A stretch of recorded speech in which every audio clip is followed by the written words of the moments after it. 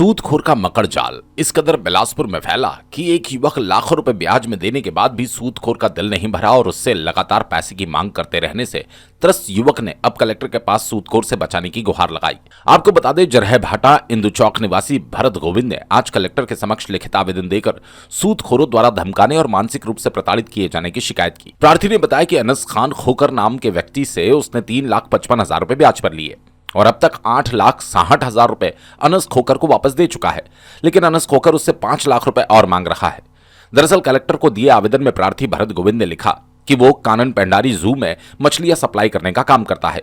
इसी काम के लिए उसने अनस खोकर से 10% महीने की ब्याज दर पर 3,55,000 रुपए के बदले अनस खोकर को अब तक 8,60,000 रुपए ब्याज के साथ वापस कर चुका है, लेकिन अनस खोकर उसे लगातार डरा धमका रहा है, मानसिक रूप से प्रताड़ित कर रहा है।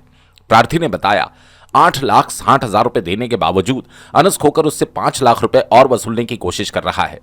प्रार्थी ने बताया अनस खोकर उसे और उसके परिवार वालों पर अनैतिक रूप से दबाव बनाता है, झूठे मुकदमों में फर्जी तरीके से फंसा देने की धमकी देता है, गांव की जमीन बेचकर 5 लाख रुपए देने का दबाव बनाता है। युवक ने कहा, अनस खान खोकर के आए दिन प्रताड़ना और सूदखोरी से तंग आकर मैं ये शिकायत दे रहा हूं। सूदखोरी का अपराध पंजीबद्ध कर मुझे इसकी प्रताड़ना से निजात दिलाई जाए, अन्यथा मेरे पास आत्मदाह के अलावा कोई रास्ता नहीं।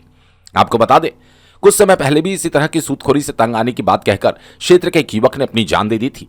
उस मामले के आरोपी अब तक पुलिस की गिरफ्त से बाहर है। बिलासपुर से राकेश खरे की रिपोर्ट। मैं एक जन लड़के से सूदखोरी के नाम पे अनस खान खोखर है, मेरा ही दोस्त था। अब कानन पेंडारी में ठेका मिला, उस समय काम करने के लिए पैसा नहीं था, तो अब दोस्त है तो मैंने उसको बोला तो हाँ ठीक है 10% ब्याज में मैंने उससे लिया। अब लगभग मैंने 3.5 लाख के लगभग मैं उससे लिया हूँ पैसा, पर उसका भाई मैं दुगना से ज़्यादा उसको पटा चुका हूँ पूरा पैसा। अब उसके बाद भी उसका डेट तो आवेदन में है भैया, है ना, और अब दुगने से ज़्यादा भी उसको पटा चुका हूँ, पर उसके बाद भी उसका ये कहना है कि अभी तत्काल में तू मेरे को 5 लाख रुपए दे। किसी भी टाइम वो घर आ जाता है, किसी भी टाइम फ़ोन करता है, फ़ोन में गाली भी बकता है। अब मेरे गांव वाले घर भी चला गया, गांव में खैर ताला लगा था, मम्मी पापा थे नहीं, तब पापा फ़ोन करके बोलता है कि कहाँ हूँ आप लोग, मैं आ रहा हूँ ना, तो मेरे से मिलने आओ अभी तुरंत।